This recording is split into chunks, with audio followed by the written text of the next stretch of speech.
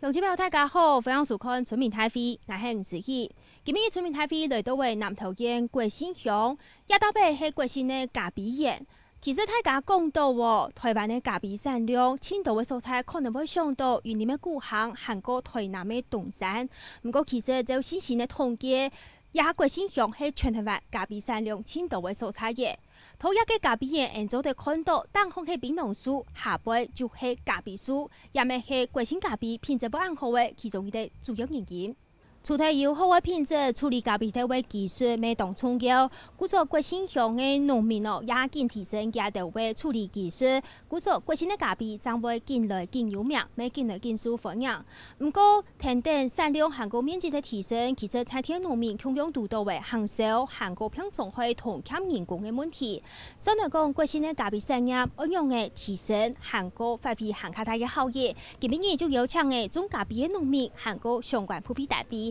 来到讨论现场，也就来去非常来讨论。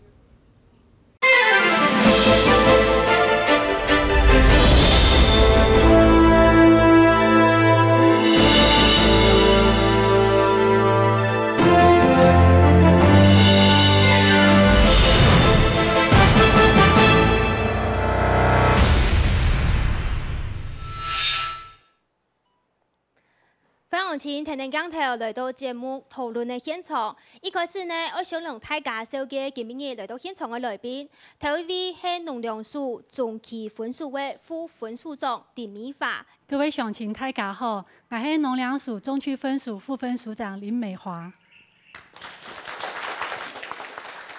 听一位来宾，我同大家小姐是农委会产业改良厂的副厂长邱水峰。大家午安，我是茶叶改良厂副厂长邱垂峰。第三位来宾，我同大家小姐是南投县政府农业处的副处长林美珠林副处长。各位乡亲好，我是南投县政府农业处副处长林美珠。前面一位来宾是国新乡的大家长乡长邱普生邱乡长。各位乡亲大家好，我是国乡乡长邱普生。韩国呢台下操的动作，今天的关心咖啡嘅产业，设计有这个种咖啡、有种咖啡的农民朋友也一起来到讨论的现场，感谢你们的参与。国新乡呢，除了有动作，针对的农产品，韩国呢也到尾，大家听说我哋喺南投县青苔嘅客家庄，一片的人口呢，差唔多有18000人上亿。差不多有75%，超过75%都是客家人哦。其实呢，南投县国新乡一片有好山好水，故所讲有丰富的农特产品，像是枇杷噶、韩国草莓、香蕉、韩国亚哈。进了金属佛养的咖啡，还有呢，其实我们有很多相关的节庆活动，在地方上都非常的成功，有陆神祭，还有当年都为生命的一个国新创成功，每各种生命态节庆的其中一个发通。不过其实今日来到呀，轻重要的目的，係要同大家小姐进来金属佛养的南投县国新乡的咖啡，驗證一下全台灣的咖啡產量青島的所在，就喺亞達貝。接來就先透過研究的樣片，向下來了解採體的咖啡產業。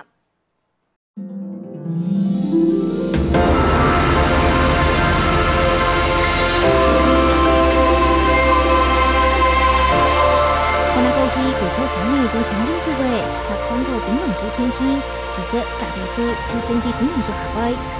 也從世界王的咖啡園，喺國新種咖啡農民所種起打造出來的。比起嚟18年的經驗，而種出來的咖啡豆，已經有到好水準、韓國品質的。我個人來講是以益生菌來做主要堆肥，差不多70-80%是有機的園區的。你看到現在整個我們的園區那個咖啡還是非常漂亮，就是它的堆肥跟基本的是相當好的。也屬春天的那夜，屬健康每天的健康下經營咖啡莊園，做阿巴薩專心管理咖啡園，製作的過程韓國配體位就是夾那夜來負責。回來超6-7年，那他是因為咖啡很重要，就是烘焙這個領域啦。因為雖然我們有好的滲透，但是那個烘焙的技術沒有没有烘出来的话，可能大家也不知道烘焙咖啡豆到底哪里好喝。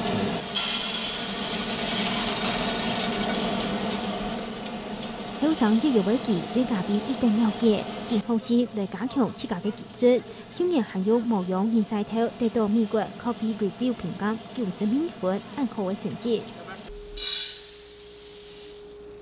另外，同国产咖啡带向国际嘅咖啡农业还有佢林永强。2015年，佢用咩处理头喺美国 CQI 精品咖啡评价得到嘅86.08分按扣嘅分数。国线咖啡发展到现在的话，我们一直都是朝向精品咖啡的一个路线在迈进。应该是精品咖啡跟我们国线咖啡的话，都是同样的一种定义。那所以这个应该也是我们跟市场的一个区隔。中咖啡总也是公认的林永强，佢哋国民外嘅咖啡比赛当中接受到得奖，有当好嘅成绩。肯定国产咖啡嘅产量还有面积更嚟更多，佢希望做个具体嘅提升国产咖啡嘅品质。好几副国产咖啡无加乜嘅东西，就创造出咖啡一定水嘅意思。因此唔讲靠啱，国产嘅咖啡掌握艺术风格。来到国新乡，讲到咖啡嘅产业，唔是讲没有设一杯咖啡哦。我们今天的录影现场呢，我们实际把咖啡车搬到了现场来。我们看到在现场有非常多冲泡咖啡的工具。那其实呢，乡亲不知道有没有看到过，其实咖啡还没有烘成咖啡豆的模样是怎么样？因为在这边有最新鲜的咖啡豆，所以才能呈现给大家。那我们今天呢，请到的是国信乡唯一应该是说有2位杯测师，我们请到其中一位杯测师是彭洁如彭小姐，那我们请她来跟我们介绍说，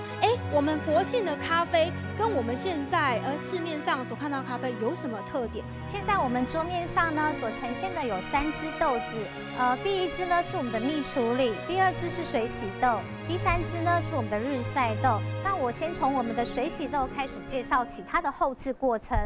像水洗豆黄色的这一支呢，它就是咖啡果实从树上采收下来之后，我们进行脱皮。脱完皮之后呢，要以无氧、低氧的方式来密封，大概密封12个小时之后，让它的果胶层渐渐分离之后，我们再用清水的方式把果胶层把它洗掉，我们就称为水洗豆咖啡。那这支蜜处理呢，是咖啡果实从树上采收下来之后呢，我们要让它静置2天的时间，让它后熟。后熟完之后呢，我们再进行脱皮的动作。那蜜处理的意思呢，就是保留了它的果胶层，然后利用日晒的方式，或者是干燥机具的方式，让它晒干之后，保留了果胶的香甜度，这我们称为蜜处理。然后呢，日晒豆的部分呢，咖啡果实从树上采收下来之后呢，我们保留了它咖啡的果皮跟果胶，然后全程利用日晒或干燥机具的方式，让它干燥完成，我们就称为日晒豆咖啡。杰如可以帮我们实际现场示范手冲咖啡，也请我们的来宾可以一起尝一下我们在地国信乡的特产咖啡。好，没问题。我想在杰如冲泡咖啡的过程当中，我也要跟大家讲到说，其实我们一般想到说，我们国信的咖啡现在在全台湾，大家可能想不到它的产量真的是独占鳌头。那其实，在过去，国信陆陆续续种咖啡的时间点已经非常久了，10几年了。那产量高高低低，一直到去年呢，已经来到64公吨了。透过这张图上，乡亲可以更清楚的看到，南投县国信乡鸦片的咖啡超过60公吨呢，其他的素菜，紧了紧销。没讲紧了紧销，系讲我们这边的种植面积其实已经提升起来了。也看到安尼咖啡咩泡好的吼，我等下呢会设计了上课那，再够呛我们的杯测师来跟我们点出说，我们国信的咖啡跟我们一般消费者常常喝到国外进口的咖啡，它香气跟风味，还有在嘴巴里的那个韵味有什么不同？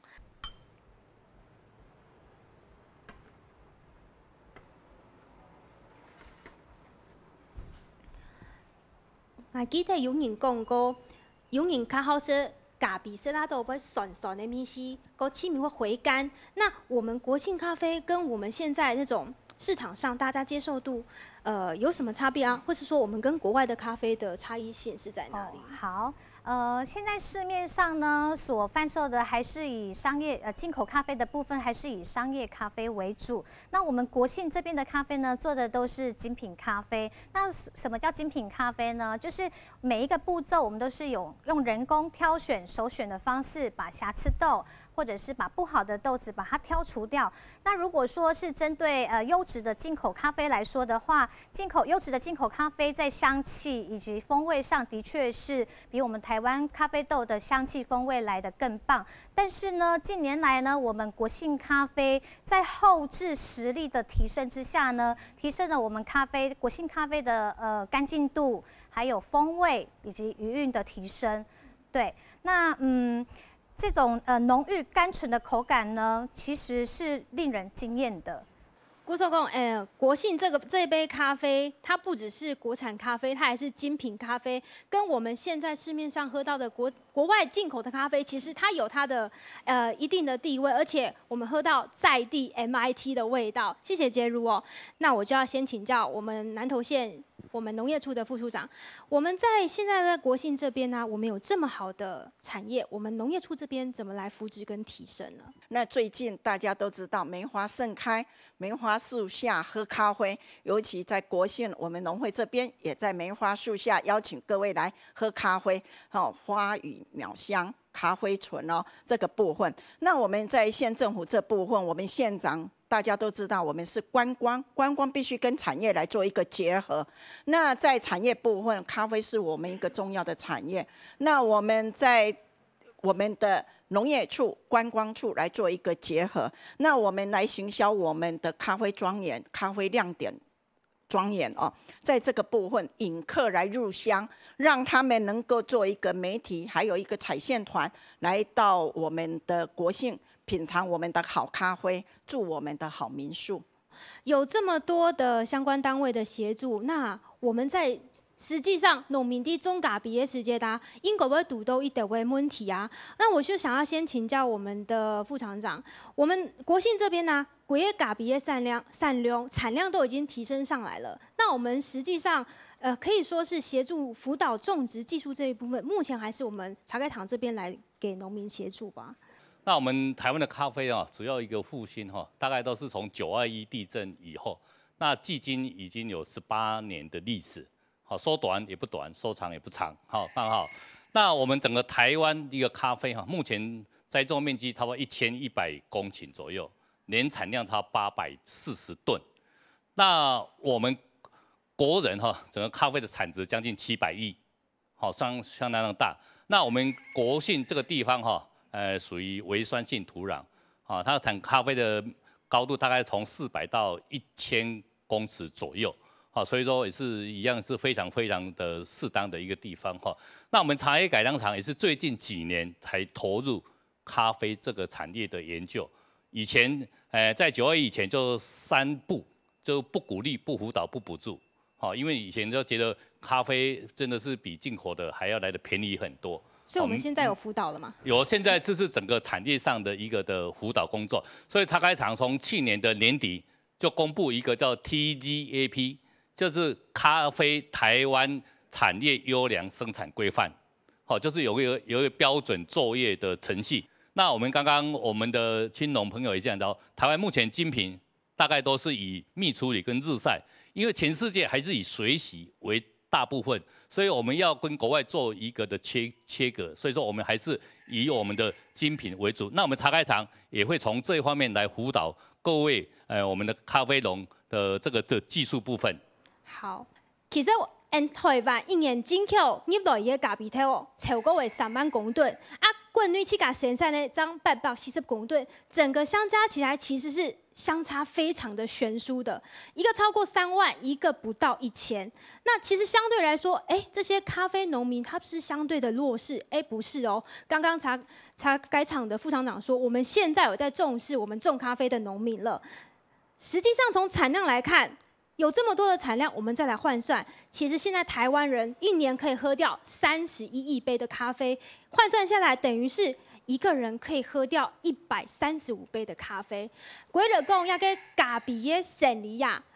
真的是商机很庞大。那在国信这边，我们又主打的是精品咖啡。那我们就先来请教一下我们中区分署的副分署长。鸦片有暗后的咖啡，那我们这边中区分署这边、农粮署这边可以协助农民的是，除了我们茶改厂这边的技术之外的辅导，我们这边可以提供农民的协助，又主要是有哪些部分呢？是我们从数字来看咖啡哈，我们先从数字这个部分来看咖啡。那台湾咖啡的一年进口量3万公吨。光是2015年就比2011年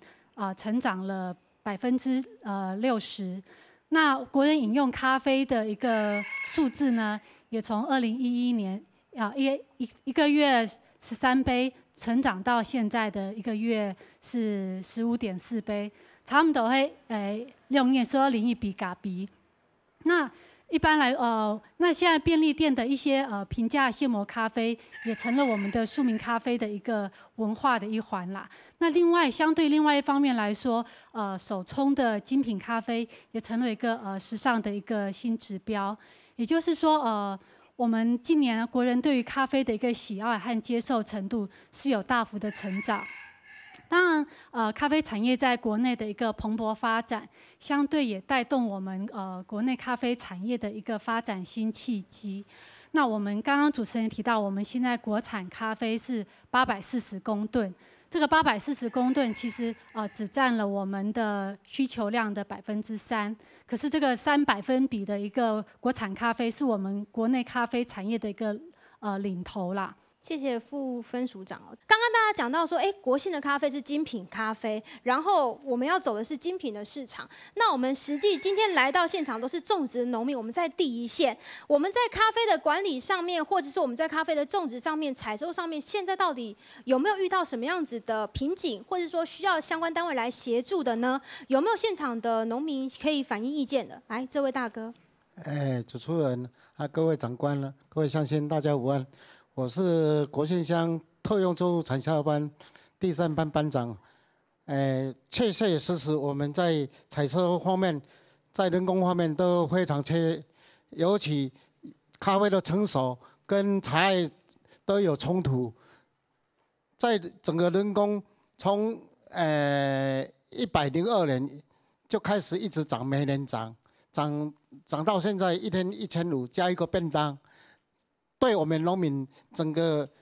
在我们工资上的成本的提高，确实是一种负担。能不能建议政府能不能开放外籍农业劳工来到我们国内来帮助农民？这是我一项提议。好，谢谢。那还有其他的农民也有相关的问题要反映吗？这位大哥。国信咖啡咧今年呢，成长真多，但是因的供应无成长，愈欠供。咖啡本来就是多工的农作物，其唔讲干那采收，从9月份开始采收到明年天一年呢，差不多2-3年，差不多有半年的时间，真多供应，但是跟平地都按多钱都抢无咧，交通交通比较偏远的，就是还条件呢，佫海拔较高的咖啡欠人，都请无人，所以我希望政府有关单位呢，赶快来替我们解决这个严重的问题，尤其是那个农事外劳，赶快给我们帮忙再解决这个缺工的问题，谢谢。好，你请坐。还有民众要相亲，来，这位大哥。咖啡拢经过很多年的打拼，量到面积拢冇问题，不过你下大概卖的方式拢总用此产此销的方式，就是讲一家种一家卖，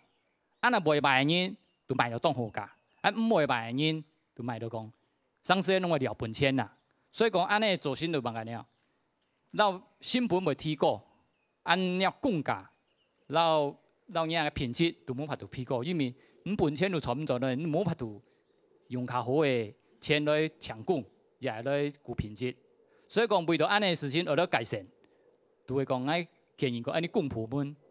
供所、农业科就咧然后农会农会做注意来讲，合作产销办，因为经过产销办，迄个统一来诉叫，来处理，按照加工，不但农民生产的咖啡又卖到好价，按消费者去做咧是着安全健康、品质好的咖啡，按过来，佮合作社拢尽爽咧运作，起码有相当的利润，安尼创造三样，希望讲。公部门两方面弄朝那边发展。好，安子生，我稍微整理一下，刚刚安都雄心发言的主要的部分是讲，第一个讲到是欠工，我们缺工的问题。那我们有钱也请不到工人，还有一个部分就是我们现在咖啡有航向精品啊，我们要走向精品咖啡。那我们还有在地有很多小农啊，那如果我只是重生产，那我需要有一个共同的产销机制来协助我们买咖啡，有咁有法度来做。我们先请我们乡长好了。你看吼，伊多人讲伊做个换工平台啊，我感觉你还不可行啊。用讲换工平台不可行，你都欠工人咩？主要都无拉的啊，大家咧抢，所以我个想法吼，要有条件来开放哦，给外籍的农工，不干迄咖啡欠工哦，因陆用产业要欠工。啊，前几日咧，有一个几个青农人来讲，基富卡中嘛种香菇。香菇要清欠股，其他人讲乡长养个啥，俺唔敢投资呢，因为投资下以吼，我们还冇工人啊，钱很多，所以讲都工人啦。所以讲你啊，一定要开放有条件的开放给外籍的农工啦，尤其吼，因国乡乡人口老化相当严重，人家人口老化到了19.67%，你相当高。那你啊，所以讲你啊，做得用到的工人吼，年纪要大的，吼啊有钱要抢无。好，我们谢谢乡长。那在县政府农业处这边，我们针对这样子缺工的问题，刚刚乡长提出说，我们希望可以从农业外劳这样来做。那副处长，我们这边可以怎么样子来解决呢？我们县长哦，他也开放了分南投13个乡镇分4个区域开放好农场。为什么这好农场里面开放的话？让各位有志的青年，想要从农的青年，他都来参加训练哦。那参加训练了以后，他必须有证照，那他不管他在承租农地方面都会比较方便一点。那在技术方面也会能够来提升。那另外我们也辅导他做一个贷款，农村青年创业的贷款。那我们最近农委会也协助我们各县市政府做一个农业更新团。农业更新团就是有一些想要从农的，而没有自己土地，而想要来帮农的，都可以透过这农业更新团这个部分，在106年成绩相当耀眼哈。那因为不是每一个农会他们都去，那我们现在是委托中寮农会来招募农耕士，然后来下乡来协助做农业。今年107年我们也继续在做这个农业更新团的部分，因为这每一盒里面一个验进来协助摘咖啡，那你必须要付费嘛哈那中央也有补助了他的一些车资啊，还有一些费用、劳保等等的费用，所以你们所负担的这个费用会比较低一点。那在107年，我们也会继续来办。那这个部分我们都是承接到农委会他委托我们县政府来执行的。谢谢副处长。那我们刚刚讲到有缺工，我们又有希望成立产销班的这样产销合作机制的这样子的一个概念，代表国信我们亚大杯的咖啡其实迄产量迄更来更好，总个人要更来更多。不过设计方加到限度多的物件问题，有物件需要大家来听说的，下来看看一团样片，再过来讨论。前一步的经验寒天体育村寒流来到，先是蜜蜂系的天使沙田镇强人，本但英国个中风的咖啡头，也下可能到变无色的油味和糟蹋的。也糊的吼，糊的主要老在情况落水白的嘞吼，摩擦技术上啊管体以后主要变也糊的。农民见同卡路位也被苏拍嘅检测，行外先检查可能有병虫开幕。我小度因为咧钻在咧路体，啊咧一空啊，一个洞有没有？一个小洞啊。因前咖啡调味品种很危机，系农民知道千头难通的。以前咧唔是冇馬時寫咗嘅，都寫到3、4擺，竟然啊寫5、6擺，要咩？係冇意理想，個數多啊，買冇嘢我見到一天。種第一個嘛有機嘅要無幾一家種嚟講嘛，一家20個唔，佢都種啊都冇食藥嘅冇嘛嘅，上個框架佢都會傳嚟咩？天地種嘅面積韓國產量提高嘅，農民無論係防治也係飼育嘅，都會慳較多嘅成本。從係咖啡農連本法，種嘅5甲人按法，有7000人頭嘅咖啡頭，青島一年設搶超過20個工人來摘咖啡頭。不過現在品種開會損失2到3成嘅咖啡頭，影響到收入。第一就是影響到我們收成的產量，然後又變成我們又要花工把它挑起來。就是在人工上面是更貴的，然後如果不防治的話，就是基本上可能是變成會怕沒有收成。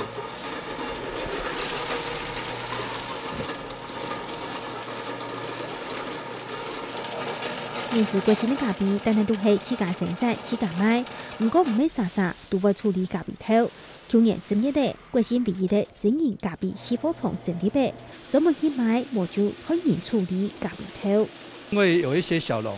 他們就沒有經濟能力，也沒有場地可以曬風，種植少，要跟他們大種植的一樣的農務的做法，他們會很出力。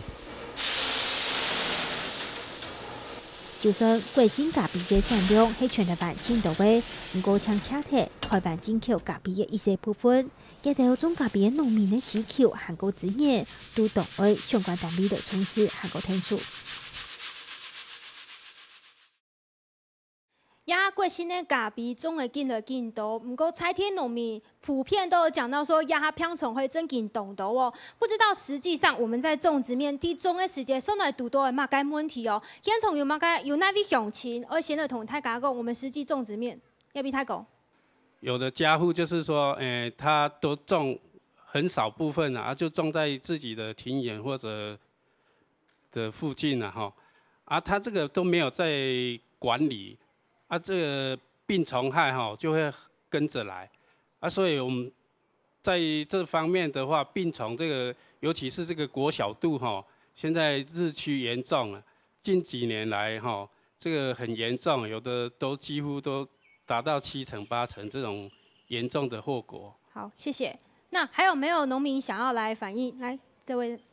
現在就是氣候變遷嚴重，然後就是現在危害的這一些病害啦，或是蟲害啦，也都是日趨嚴重。所以我要建議說，我們的相關農政單位這一方面的話，是不是可以再延伸這個用藥的部分？因為現在目前呢，咖啡用藥真的是沒有幾樣。然後你像說，如果再延伸下去用藥的話，它有可能就是說有一些比較頑強的一些病蟲害，可能就更容易的，就是更好防治。因為像我來舉個例好了，像那個咖啡鏽病的話，這裡面並沒有那個加保性這樣藥。這加保性這個是葡萄很普遍的用藥，對。那然後你咖啡這個鏽病的話，沒有這個延伸用藥的話，所以這個病害就比較難以預防。對，可是你沒有延伸用藥的話，你變成說驗到的話，就會變成是禁藥的一部分，所以我是建議說希望這個延伸用藥這一部分能夠再放寬一點點。好，謝謝。農民實際上在種植上面也是遇到病蟲害的問題，或是有管理的方面想要來反映意見的嗎？這位大哥。貴新鄉講多多講那個精品咖啡佮因對對那個管理的方面是加強，第一點那個咖啡的那個挖草修剪好，過來那個洗培，過來那個摘嘅咖啡愛較嚼的，較潤的，唔好講摘了鐵槍了那個安尼咖啡偷做好來會影響到安尼咖啡的那個品質。咖啡鹽度方有品種害問題，影響到家頭的產量，影響到家頭的收入。對個人來講，對貴新咖啡的品質沒有影響。其實相關單位剛剛沒有講到，我們一直有在輔導農民，我們有提出咖啡的用藥。那實際上，我們的茶改場的我們的副廠長农民刚刚反映这些问题，那我们用药的延伸的部分，还有我们防治的部分，我们可以再怎么样子多的协助吗？那我们也知道哈，我们所看到咖啡哈，第一个我们的种植哈，现在目前我们台湾种的都太密了，太密了。好，那我们是一般我们做研究，大概是你的行株计大概是2.5米乘2.5米，也就1分地差不多150颗到200颗之间。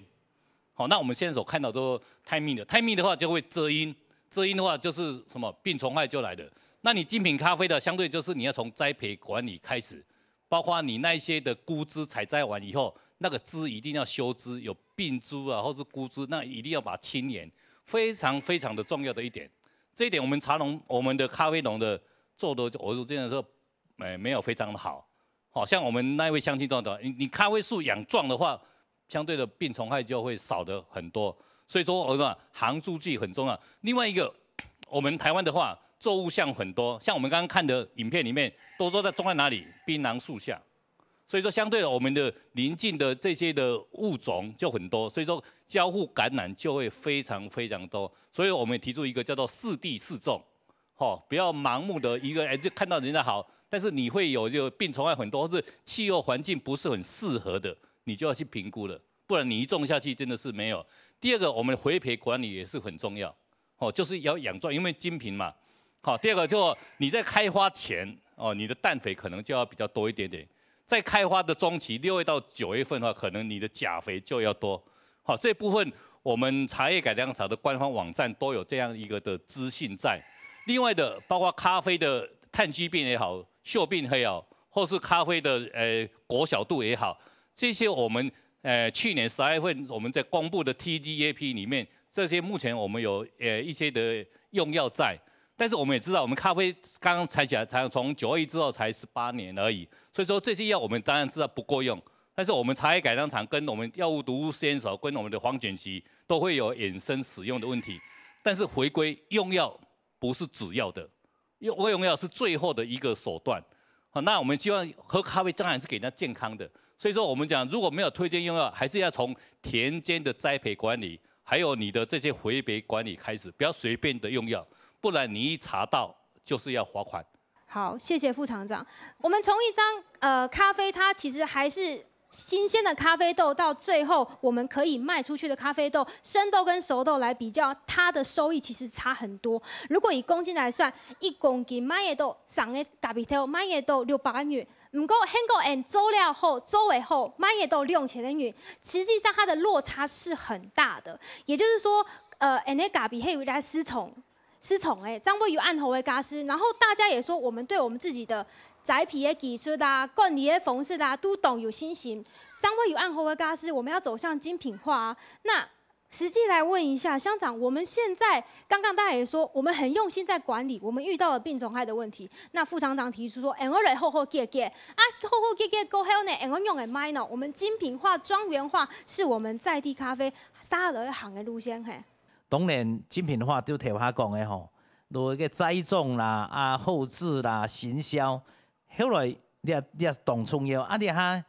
大家有提到讲个病个呢有一道个疫病的问题吼，未来工作吼会加强呢方面，会将个呢茶改厂派先生来上课，会加强呢部分的状况，没有可能看世界情形啦，那5月末啦，要做个加热书啊，要做个加热书，另外。个上课吼，我哋要加强嘛个庄园化个课程，庄园化课程都牵涉到个一个管理的问题嘛，营运管理的问题啊。我哋判个在职讲师吼，各乡公所来参加上课的吼，差不多70%，另外30%开放全台湾各乡镇亲人来到台东、屏东那边来上课，我哋唔可以讲尝试。因为我哋共同的目标都会打造台湾精品咖啡的品牌，整个国乡乡的咖啡做为国信咖啡，国信咖啡下面的支线做为向阳咖啡百胜村咖啡，它是支线，所以讲这方面还是要从在职训练方面，还有后面的一些栽种的技术，像今天大家提的很多问题，这些问题。在今年的课程，我们都会列入我们授课的重点。不过刚刚讲到按图哦，我们在地的咖啡要做精品化，而精品化过后，我们会结合和较多位相关的，像讲民俗啊，做到总研发安尼个工厂来行销菜体的咖啡，提升咖啡的产业。我们实际来看下一段影片，带大家来看现在国信咖啡还有什么样子的玩法跟行销方式。我们可以轮流这样看，闻一下，用你的眼睛闭起来，这样慢慢的。你会闻到慢慢会有一些细微的香气。大家同意整内糖，国信咖啡的手机。冒一个大泡泡，就是它里面会有一块凝结了，你就要把它冲上。沙地自己的天鸭用来泡咖啡，好好的送到那国信的咖啡，也是国信民雄业者毛顺义推出的一天鸭方案。从8年前就开始做，那一开始我们就是比较简易的手冲，后来进阶大会有就是从手工研磨，好到了解产地，还有那个整个图解，我们都要具备，配合导览解说员的方式，然后去衬托这个咖啡，然后客人喝完之后，他觉得说，顺便教客人说如何买咖啡，如何挑咖啡，怎么买国信咖啡。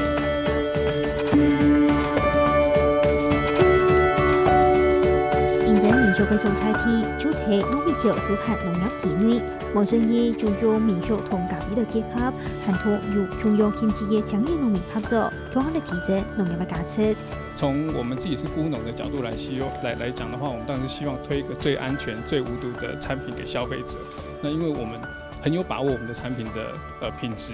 跟它完全無毒的栽種過程，所以我們也都跟這邊的休區這邊的業者來配合，來一起來推出我們的產品，來介紹我們的農場。很多年輕人他回鄉，第一個他是回來開咖啡廳，那有一些是回來種植，那其實我們都是可以互相搭配做結合，咖啡廳或者是一些休閒產業的業者，那來幫忙這些種植的青農來推他自家的農產品，那一方面也可以達到互助互惠的效果。國信咖啡站。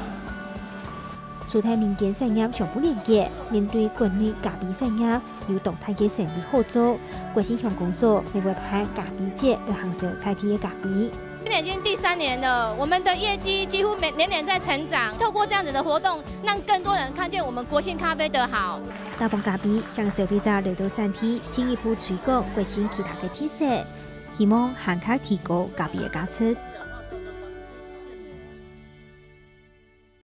對民間的力量來行銷菜地嘅咖啡，韓國對公所相關單位強下來判發通，韓國判咖啡評鑑。帶點大家來認識菜地嘅咖啡，也讓大家認識到說國信咖啡真的是要走向精品化。但是我們在走向精品化的過程，我們要怎麼擴大它的行銷的一個價值，還有它相關的附帶效益？我們實際現場上，我們有發現到說有一朵位後生人年輕人回到國信了，一起來從事這個產業。我們現在呢就來請到說，今天其實很多年輕人也來參加我們的節目錄影，來讓他來聊聊他回到這邊之後，他實際遇到什麼樣的問題，也需要什麼樣的協助。有那條鄉親我來提供意見。阿 B， 轉來國信鄉這個農村的後生人某一朵，但是就是回來的時候，我們要取得土地、取得資金，這上面都是非常的困難，也不方便，因為它種種的限制，所以說。就算我們有那個心要再拓展我們的行業，我們也沒有辦法很認真、很努力的去拓展。所以說，希望政府相關的單位就是可以給我們更多的協助。因為像現在有成立很多的青年農民團體，但是都是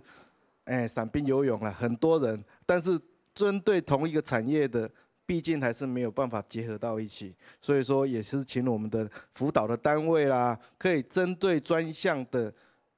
產業來做一個結合，跟他們的提升它的品質各方面再來年輕人總是有比較多的創意，所以說讓多一點的年輕人回來，創意會無限，就會提升我們的產地的價值。謝謝。謝謝。還有其他也是年輕的夥伴、年輕的朋友一起來要分享意見的嗎？來。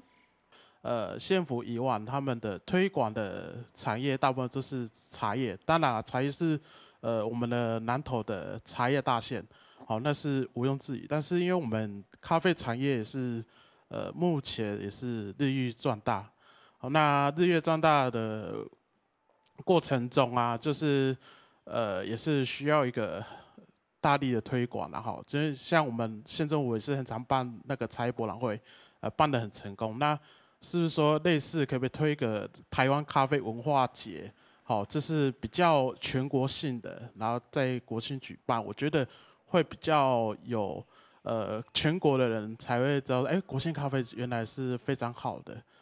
像我们乡公所，它很大力推广，但是它也是很常拍一些比较传统的型的影片，但是我觉得这些推广比较有限啊，因为影片太多了。那我觉得说可以邀请一些网络红人，就是网红啊，因为他们自媒体都很厉害，然后我们也不用请那么多钱请天网天后，因为我们也没有那个经费。但是网红，我觉得只要是我们有诚意的、热心的邀请他，应该多多少少他可以在我们 YouTube 那些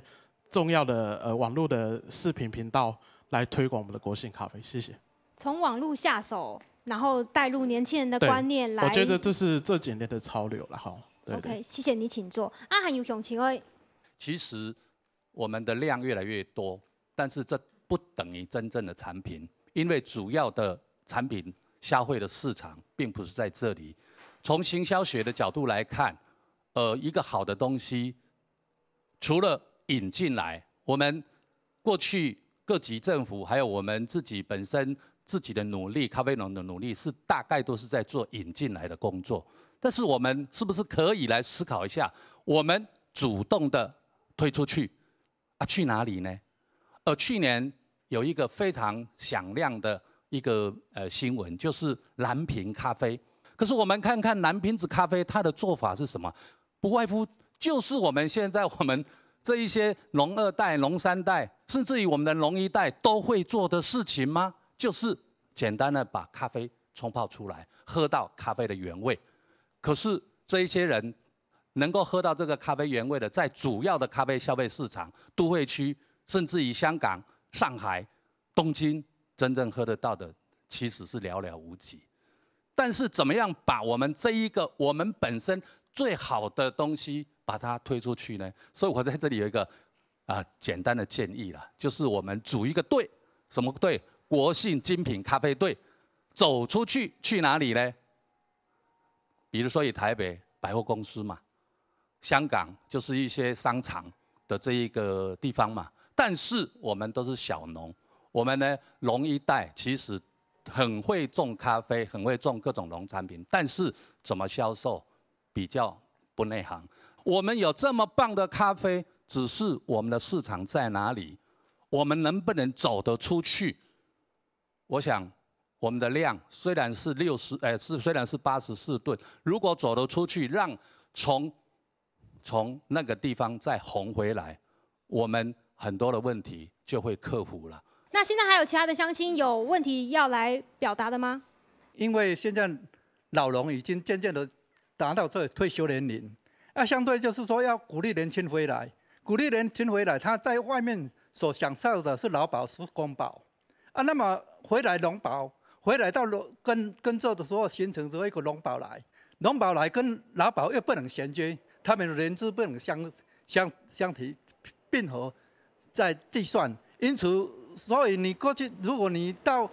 退休年龄，你要申请这个福利的当中，只能选择一项。所以这样的形态我们要鼓励，尤其我们现在有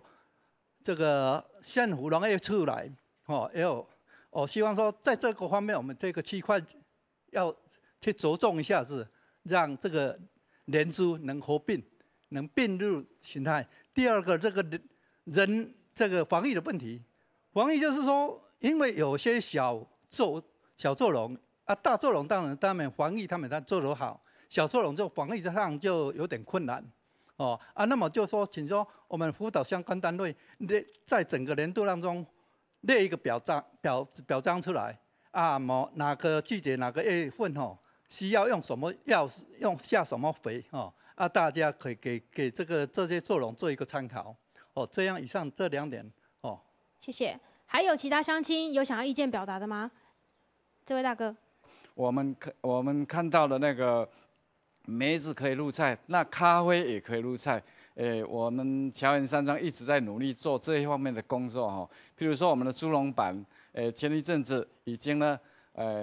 用咖啡来做猪笼板，那么得到很好的成效哈，也得到了第1名了哈。另外呢，我们也希望呢，咖啡里面还有一个法包啊哈，假如能够用那个咖啡来做这一方面的那个入菜的话呢，我想更能够提升我们的附加价值，也能够把我们国姓乡的咖啡打出知名度。那至于呢，我们的咖啡饼干，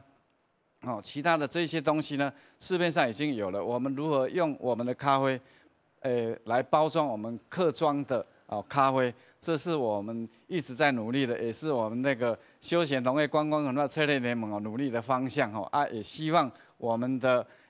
上级长官能够跟我们做一些辅导这是我的报告，谢谢。多谢太哥，还有乡亲向意见表态的吗？这位大哥。因为我们这个咖啡这产业在采咖厂，它没有专责人去负责。我了解到的都是，我今年经费有闲余，或者是我这个研究员有闲暇之余，或者他有兴趣才去做这个研究。那我们是不是请就是东区分署这边县政府，然后公所还有副厂长这边，就是今天我相信，如果你问这些咖啡农，他应该不想要被当作是一个孤儿。我们虽然我们的那个面积目前还没有到上可能1000左右。但是它有一天，台湾咖啡的产业有可能会上农业年报。然后你在茶叶这个区块的研究已经这么久了，那相对于咖啡这一块，我从102年还103年到那个总厂去上那个就咖啡的课程，但是上完课程，我有跟当时的那个陈佑仁厂长建议说，像大家都嫌台湾咖啡贵，那我们台湾工资贵，这没话讲。那另外一个方面是我们很多后续的处理跟挑选很多方面都还需要人工。那其实有一些就是可以在国外非洲或是东南亚，他们的生产都已经是机械什么的，就是我讲的是就是后置啊，不是说采收。但是他们已经是比较落后的国家，但是他们的咖啡庄园什么都是比较是类似财团那样的方式。但是我们在台湾是大概5公顷10公顷，就算在台湾是大农，但是相对上要去做一个机器的研发或那个，在台湾目前几乎厂商不太理我们说，你只要做1台，就是说你如果找10台来做，我就去做。但是目前我看到很多有一些观念要去请人家去做一个，就是针对我们咖啡，我们可以降低我们人力就是劳力或人力成本，然后也可以使我们就是说做年轻人回来做不会有那个职业伤害那些等等。但是就是目前看起来好像没有那么容易去达到说有那个。可以得到这方面的资讯，那是不是请就是今天来这个节目完之后，可以请就是各位长官，然后向上反映说，就是虽然我们目前咖啡这个产业在台湾算是可能算是比较小的，但是在它未来在世界上精品咖啡这个整个市场是在茁壮的。那我也就是说人家说台湾咖啡工资贵，不适合种咖啡，我想请问说，台湾哪一个行业的工资会比我们采收工咖啡还要便宜？那为什么在采咖厂刚刚我听到副厂长讲这句话，我觉得真的，那为什么越南